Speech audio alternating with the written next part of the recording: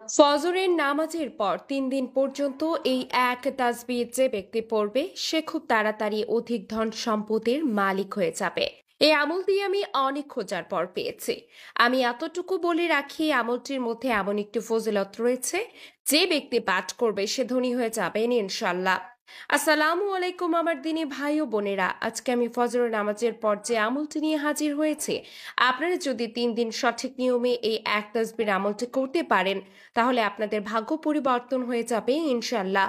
আমি শুধু এতটুকু বলতে পারি, এই আমলটি করে আপনার ভাগ্য খুব তাড়াতাড়ি পরিবর্তন করতে পারবেন এবং আপনার জীবনের সকল ধরনের সমস্যা থেকে বেরিয়ে আসতে পারবেন ইনশাল্লাহ। আসুন ভিডিওটি শুরু করার আগে আল্লাহর কাছে প্রার্থনা করি। হে আল্লাহ, আমাদের সকলকে হালাল রিজিক দান করুন এবং যার যে সমস্যা আছে আপনি সমাধান করে দিন। ভিডিওটিতে একটি লাইক ও শেয়ার করে পাশে থাকবেন। আমার ভাই ও বোনেরা, আজ পর্যন্ত এই আমলটি যারাই করেছেন তাদের ভাগ্য আল্লাহ তাআলা খুব তাড়াতাড়ি পরিবর্তন করেছেন। তারা আল্লাহর কাছ থেকে এত ধন সম্পদ টাকা পয়সার মালিক হয়েছে যা তারা কল্পনাও করতে পারেনি। আরেকটা কথা মনে রাখুন, আপনি যদি আল্লাহর কাছে চাওয়ার মতো চাইতে পারেন, মহান আল্লাহ তাআলা আমাদের সৃষ্টিকর্তা কোনো চাওয়াই আপনার অপূর্ণ রাখবেন না ইনশাল্লাহ।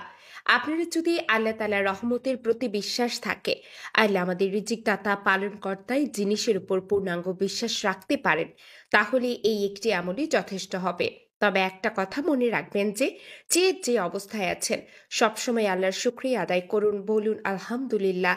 দেখবেন আল্লাহ তাআলা আপনার রিজিক বৃদ্ধি করে দেবেন আর রোজগারে বরকত দেবেন। আর যে নিয়মে এই আমলটি করতে বলবো সেই নিয়মে করতে হবে। এই আমলটি ভালো ফলাফল পেতে আপনাকে অন্তত যে ৩ দিনে আমলটি করবেন ওই দিন ও তার পরের ৩ দিন কোনোভাবেই নামাজ বাদ দেওয়া যাবে না। পাশাপাশি বেশি বেশি করে আল্লাহর শুকরিয়া আদায় করতে হবে। আপনি যতক্ষণই আমলটি করবেন কারোর সাথে কথা বলবেন না, যতটা সম্ভব একাকিত্ব থেকে আমলটি করবেন। আমলটি হলো, আপনি ফজরের নামাজ শেষ করে নামাজে বসে সর্বপ্রথম ৭ বার দুরূদ ইব্রাহিম পাঠ করবেন। এরপর ১০১ বার ইয়া সামিউ পাঠ করবেন। তারপর ইয়া জামিও ১০০ বার পাঠ করবেন। সর্বশেষে আপনি আস্তাগফিরুল্লাহ ১০৭ বার পাঠ করবেন ইনশাল্লাহ। এই নিয়মে পাঠ করলে আল্লাহ তাআলা আপনাকে এমনভাবে ধন সম্পদ দেবে যা আপনি কল্পনাও করতে পারবেন না।